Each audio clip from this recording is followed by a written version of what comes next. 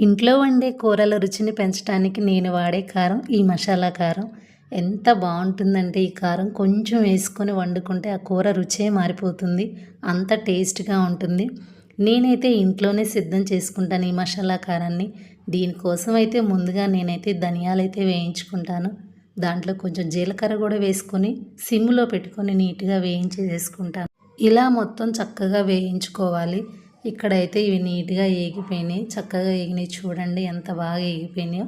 ఇలా మనం వేయించుకోవాలి వీటిని. వీటినైతే ఒక 5 నిమిషాలు ఆరబెట్టుకొని తర్వాత మిక్సీ కనుక పట్టుకుంటే చక్కగా పొడవుతుంది. నేనైతే చిన్నుల్లిపాయలు కూడా మిక్సీ వేసుకున్నాను. గర్భాలైతే తీయకుండా మిక్సీ పట్టుకున్నాను. ఇప్పుడైతే మనం కారానికైతే మసాలాలు కలిపేసుకుందాం. ఇది ఒట్టి మిరపకాయలు మరలో పట్టించినటువంటి కారం. దీన్ని గొడ్డు కారం అంటారు. ఈ కారం పట్టించి 5 నెలలు అవుతుంది. అయినా కానీ కలర్ చూడండి ఎంత బాగుందో. ఇందులోకైతే నేను ఇప్పుడు పసుపు యాడ్ చేసుకుంటున్నాను. నేనైతే 2 కేజీల కారం అండి అది. అందుకే నేనైతే ఒక 3 స్పూన్ల పసుపు అయితే తీసుకున్నాను. పసుపు వేసుకుంటే కలర్ చాలా బాగుంటుంది కూరల్లో వేయగానే. అలాగే కొద్దిగా సాల్ట్ కూడా వేసుకుంటున్నాను. 2 స్పూన్ల సాల్ట్ అయితే వేసుకున్నాను. ఇదైతే మొత్తం కలిసేలా కలుపుకోవాలి. సంవత్సరానికి సరిపడా కారం ఒక్కసారే నేనైతే మరపట్టించేసుకుంటాను. కాయలైతే ఒక 10 కేజీలు కొనుక్కొని అవైతే విడిగా కారం పట్టించుకుంటాను. అలా పట్టించుకున్న కారంలో నుంచి 2 కేజీల కారం పక్కకు తీసుకొని ఇలా దినుసులు అయితే కలుపుకుంటాను. ఈ విధంగా అయితే దినుసుల కారం కలుపుకుంటాను.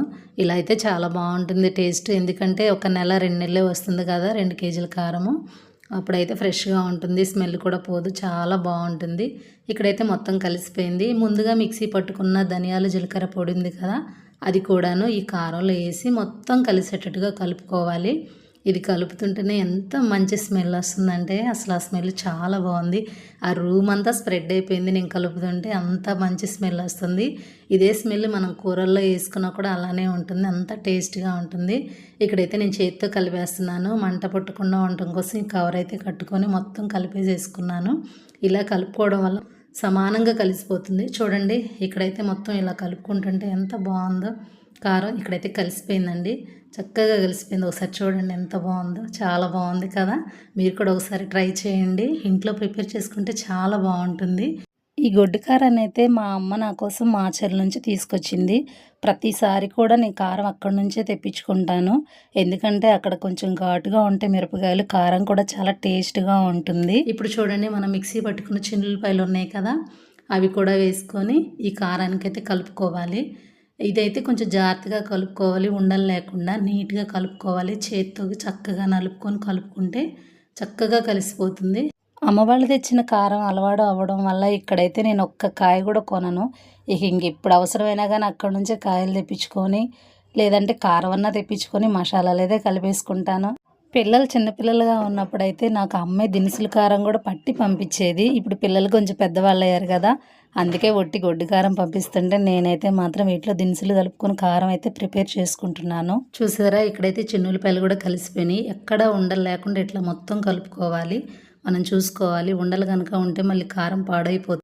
అమ్మ అయితే దీంట్లో ఆముదము మెంతి పొడి కూడా కలుపుతుంది. నేనైతే ఎప్పుడు కలపలేదు. నువ్వు కలుపుకో చాలా టేస్ట్గా ఉంటుందని చెప్తుంది కానీ నేనైతే కలపను. ఈ 3 ఇంగ్రీడియంట్సే వేసి కలుపుకుంటాను. అయినా కూడా చాలా టేస్ట్గా ఉంటుంది. మీరు కూడా ట్రై చేయండి. అయితే మొత్తం కలిసిపోయింది చూడండి. నేనైతే డబ్బాలోకి తీసుకుంటున్నాను.